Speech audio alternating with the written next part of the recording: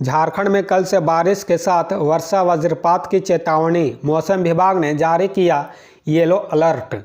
जी हां, झारखंड में बारिश के साथ साथ वज्रपात की चेतावनी मौसम विभाग की ओर से जारी किया गया है। बुधवार को भारत मौसम विज्ञान विभाग के रांची स्थित मौसम केंद्र ने कहा कि झारखंड के कुछ भागों में गरज के साथ बारिश होगी। इस दौरान वज्रपात होने की भी आशंका है। मौसम विभाग ने इसके लिए 2 दिन का येलो अलर्ट भी जारी कर दिया है। मौसम केंद्र रांची के प्रमुख अभिषेक आनंद ने बताया कि उत्तर पश्चिमी झारखंड यानी पलामू, गढ़वा, चतरा, कोडरमा, लातेहार और लोहरदगा जिले में कुछ जगहों पर 4 जनवरी को हल्के दर्जे की वर्षा होने की संभावना है। बारिश के साथ साथ वज्रपात भी हो सकता है। वहीं 5 जनवरी को प्रदेश के उत्तर पश्चिमी तथा मध्य भागों में कुछ जगहों पर मेघ गरजेंगे।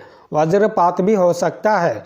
उत्तर पश्चिमी और मध्य भागों में पलामू प्रमंडल के 3 जिलों पलामू, गढ़वा और लातेहार के अलावा उत्तरी छोटा नागपुर के चतरा और कोडरमा जिले और दक्षिणी छोटा नागपुर का लोहरदगा जिला भी शामिल है।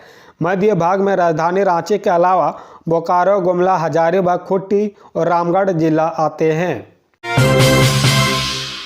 झारखंड पैरामेडिकल संयुक्त प्रतियोगिता परीक्षा के लिए नोटिफिकेशन जारी, आवेदन 21 जनवरी से। जी हां, झारखंड कर्मचारी चयन आयोग की ओर से झारखंड पैरामेडिकल संयुक्त प्रतियोगिता परीक्षा के लिए नोटिफिकेशन जारी कर भर्ती का ऐलान किया गया है। अभ्यर्थी ध्यान रखें कि यह भर्ती रेगुलर एवं बैकलॉग दोनों ही पदों को भरने के लिए निकाली गई है। जेएसएससी की ओर से इस भर्ती के लिए नोटिफिकेशन जारी कर आवेदन तिथियों को घोषित कर दिया गया है। जो भी उम्मीदवार इस भर्ती के लिए योग्यता रखते हैं वे 23 जनवरी 2024 से आवेदन पत्र भर सकेंगे। ऑनलाइन एप्लीकेशन फॉर्म भरने की अंतिम तिथि 22 फरवरी 2024 तय की गई है। इस भर्ती के तहत रेगुलर भर्ती के तहत कुल 2485 रिक्त पदों को भरा जाएगा। वहीं बैकलॉग भर्ती के तहत कुल 47 पद भरे जाएंगे। इस भर्ती में भाग लेने के लिए उम्मीदवार केवल ऑनलाइन माध्यम से एप्लीकेशन फॉर्म भर सकेंगे। अन्य किसी भी प्रकार से आवेदन पत्र स्वीकार नहीं किए जाएंगे। आवेदन पत्र भरने के साथ ही उम्मीदवारों को निर्धारित शुल्क भी जमा करना होगा। बिना आवेदन शुल्क भरे गए फॉर्म स्वीकार नहीं किए जाएंगे। सीएम पद से इस्तीफा नहीं देंगे हेमंत सोरेन, विधायकों के साथ बैठक के बाद फैसला। जी हां, झारखंड के मुख्यमंत्री हेमंत सोरेन और सत्तारूढ़ दलों के विधायकों की बैठक खत्म हो गई है। इस बैठक में फैसला लिया गया है कि सीएम सोरेन अपने पद से इस्तीफा नहीं देंगे।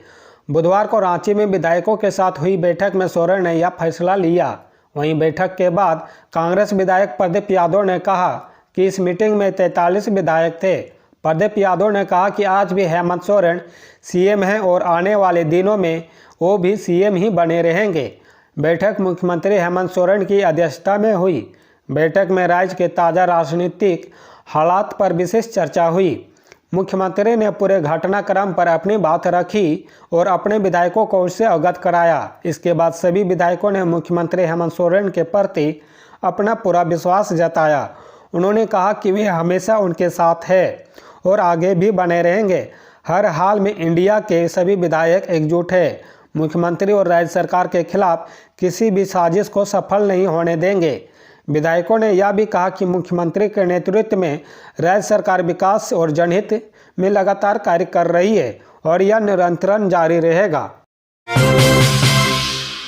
झारखंड में मतदाताओं की संख्या बढ़कर हुई 2.54 करोड़। मतदाता सूची के अंतिम प्रकाशन तक होगा और इजाफा।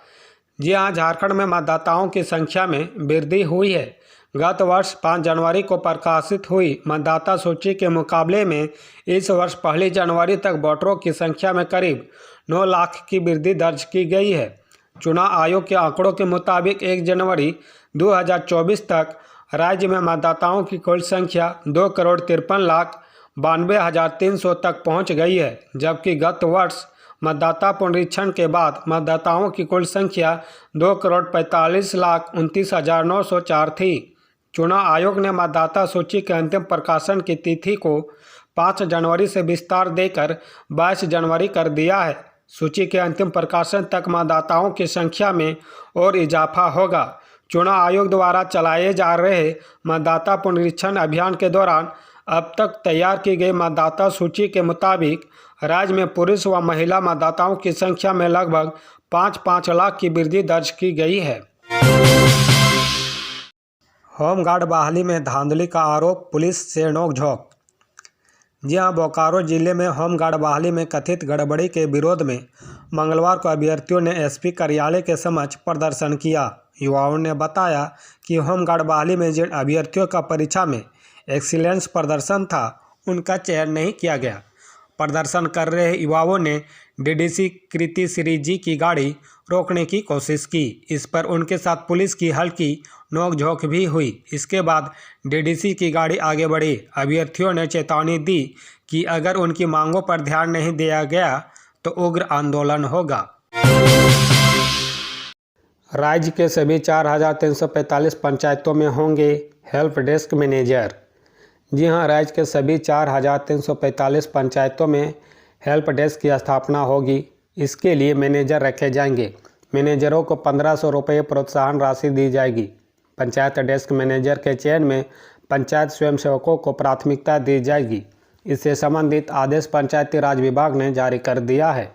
सभी जिला पंचायती राज पदाधिकारियों को इससे संबंधित पत्र भेजा गया है। इसमें बताया गया है कि ग्राम पंचायतों के सुदृढ़ीकरण का काम प्रगति पर है। पंचायत सचिवालयों को हब के रूप में विकसित किया जा रहा है। इसके लिए डिजिटल पंचायत योजना, सुदृढ़ीकरण योजना, ISO सर्टिफिकेशन की शुरुआत की गई है। इसी क्रम में हेल्प डेस्क की स्थापना की जाएगी। हेल्प डेस्क की संचालन के लिए अनुभवी लोगों की ज़रूरत है। इसी आलोक में जिला पंचायत राज पदाधिकारी सभी पंचायतों में हेल्प डेस्क के लिए प्रति पंचायत 1-2 कर्मी का चयन कर सकते हैं। इसमें पंचायत सचिवालय स्वयंसेवकों को प्राथमिकता दी जाएगी। धान खरीद में फर्जीवाड़ा पर अंकुश, किसान अब अंगूठा लगाकर ही बेच सकेंगे धान। जी हां, सूबे में धान खरीद में फर्जीवाड़ा नहीं हो, इसे लेकर राज्य सरकार ने किसानों से धान क्रय के सिस्टम में बदलाव किया है। इस साल धान खरीद में निबंधित किसान ई-पोस मशीन में अपना अंगूठा लगाने के बाद ही धान बेच सकेंगे। इसके लिए सभी धान क्रय करने वाले लैंप्स पैक्स में ई-पोस मशीन उपलब्ध रहेगा। आधार युक्त सिस्टम से धान क्रय को जोड़ा गया है।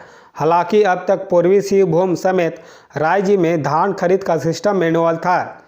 इसमें फर्जीवाड़ा की आशंका थी, लेकिन आधार युक्त सिस्टम से धान खरीद होने पर ऐसी आशंकाओं पर अस्थायी रूप से विराम लगेगी। बगोदर में ट्रक से 9 लाख रुपये की सरसों तेल चोरी। राजस्थान से पश्चिम बंगाल जा रहा ट्रक। यहां बगोदर थाना क्षेत्र में GT रोड पर अटका के पास पेट्रोल पंप परिसर में खड़े ट्रक से चोरों ने करीब 9 लाख रुपये मूल्य का सरसों तेल चोरी कर लिया। घटना सोमवार देर रात की है। भुक्तभोगी ट्रक चालक ने बगोदर थाना में प्राथमिकी दर्ज कराने के लिए आवेदन दिया है। शिकायत में डोमरी थाना क्षेत्र का बरमसिया गाँव के चालक कुंजलाल यादव ने कहा कि वह राजस्थान के कोटा से पश्चिम बंगाल के बांकुड़ा के लिए सरसों तेल लेकर चला था। 1 जनवरी की रात 9 बजे ट्रक को बगोदर थाना क्षेत्र के अटका स्थित मेसर्स शांति ऑटोमोबाइल पेट्रोल पंप परिसर में खड़ा किया और खाना खाकर वाहन के केबिन में सो गया। वहीं ट्रक JH 02BD 2965 का उपचालक हरि प्रसाद महतो उसके साथ सोया था। हरि गोरगो तिलैया थाना बरवाडा का रहने वाला है। जब सुबह दोनों उठे तो देखा कि ट्रक के पीछे का तिरपाल फटा हुआ है और सरसों तेल की कई टीन गायब है। गिनने पर 450 टीन गायब मिले, जिसका बाजार भाव से अनुमानित कीमत 9.5 लाख रुपये बताई जाती है। चालक की शिकायत पर बगोदर पुलिस घटनास्थल पर पहुंचकर छानबीन की।